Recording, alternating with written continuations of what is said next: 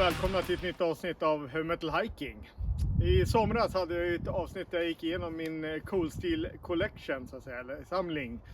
Och eftersom Cold Steel är mitt favoritmärke, kanske inte nödvändigtvis det märke där jag tycker att jag har de bästa knivarna, men i alla fall ett roligt märke som jag gillar väldigt mycket, har det blivit ett par till sedan dess. Och jag tänkte därför köra ett litet kort uppföljningsavsnitt med det jag har införskaffat till min Cold Steel-samling sedan dess. Den som är intresserad av originalvideon med min grundsamling, så att säga, länkar till den i beskrivningen och senare eller sist i den här videon, om man vill titta på det. Ja, då kör vi! Först ut har vi en taktisk liten kniv. Det är en liten Tanto, synnerligen delikat om man säger så, och det är deras Kobun. Inte så där jättespännande stål i den här, det är ett AS 8A stål, men den här är mest till för taktiska saker, så att säga. Den är ju gjord med slidan här så att man ska kunna ha den som en boot knife, nedstocken i slidan i stöveln med den här, så att säga, klippande över som håller fast den. Så den sitter ju på fel sida, så att säga, men det är så att säga en taktisk kniv. Lilla Kobun alltså.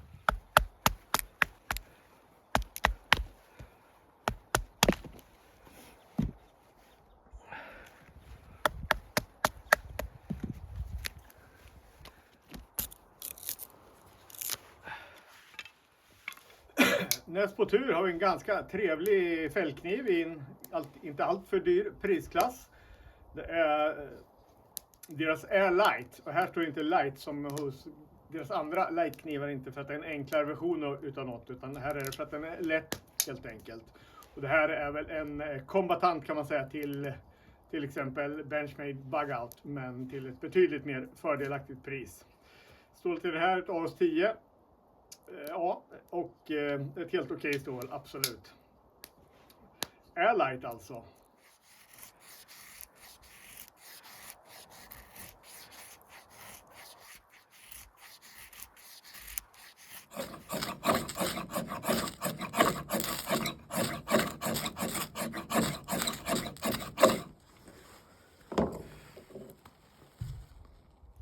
Näst på tur är en variant på deras klassiska AK47 fällkniv.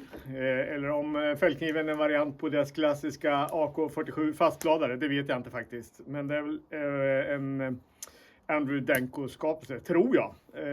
AK47 Fil heter den till och med. Den här är i stålet CPM 3V, så riktigt segt och bra superstål i den här. Så, trevligt.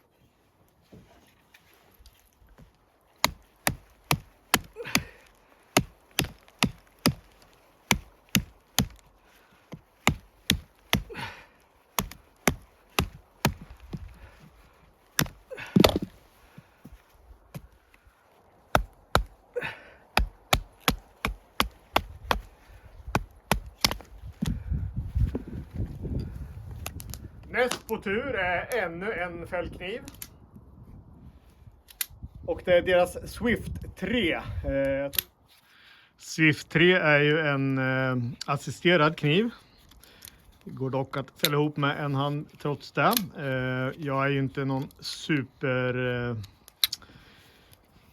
fanboy av assisterade knivar. Det finns ett par, 3-4 stycken som jag tycker är okej, annars tycker jag det är rätt trist. Swift 3 ligger väl helt okej för att vara assisterad. Det mest intressanta på den här tyckte jag naturligtvis var Atlas-locket då. Den här kommer i ett riktigt fint stål också. Det är ett CPM M4. Så ja, en trevlig kniv. Den är lite stor för att ha som EDC naturligtvis, men trevlig fällkniv i alla fall.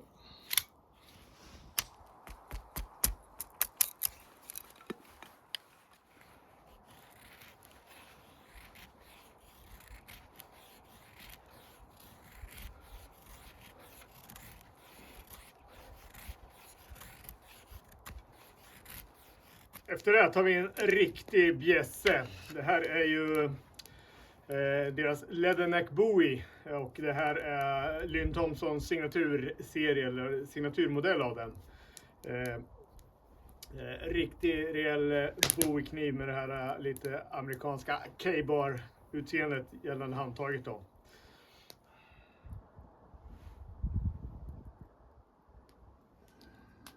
Till skillnad mot andra Lynn Thompson signaturknivar så att säga kommer inte Leatherneck Bowie i något speciellt spännande stål, utan det är D2. Man får dock med en faktiskt signerad box, eller jag fick det i alla fall, så det var lite kul. Men ja, å andra sidan drar den inte iväg riktigt lika mycket i pris som andra av hans signaturknivar.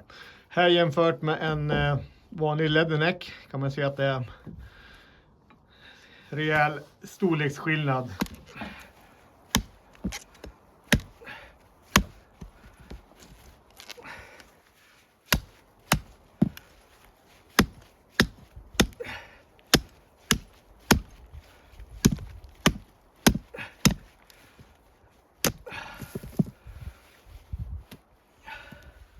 Och sist på tur står den här trevliga lilla kniven, eller liten och liten. Det är deras Recon Scout. Man kan väl säga att Recon Scout är en mindre version av deras Trailmaster. Den är väl i stort sett likadan, förutom att den har ett kortare blad. Lite mer behändig helt enkelt. Mycket trevlig.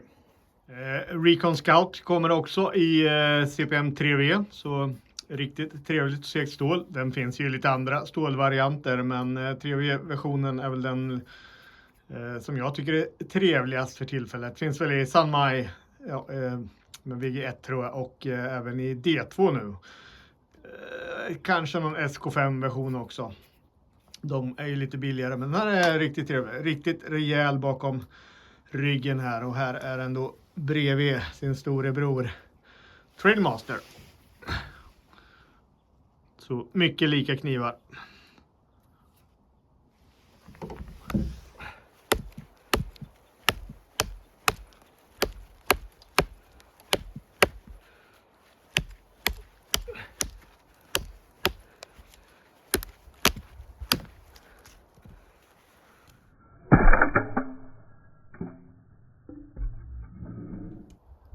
Och med det tackar jag för mig och den här lilla titeln på min uppdatering av min Coolsteel-samling. Har ni inte prövat på Coolsteel innan så tycker jag absolut att ni kan göra det. Det är ett riktigt trevligt märke. De ser ju ofta lite väl taktiska ut, men om man inte skräms av det så får man ganska mycket kniv för pengarna ofta. Riktigt bra kvalitet på de flesta. Framförallt om man siktar på de som är gjorda i Taiwan, Japan och USA naturligtvis, men det finns ju bara någon enstaka nu för tiden. Men riktigt fina knivar och prisvärda faktiskt. Nästa gång hoppas jag att jag återkommer med en lite mer normal video, och då faktiskt kanske om till och med en lite modern kniv. Men tills dess tackar jag för att ni tittar och säger hej då, och hoppas att vi ses igen nästa gång i skogen. Hej då!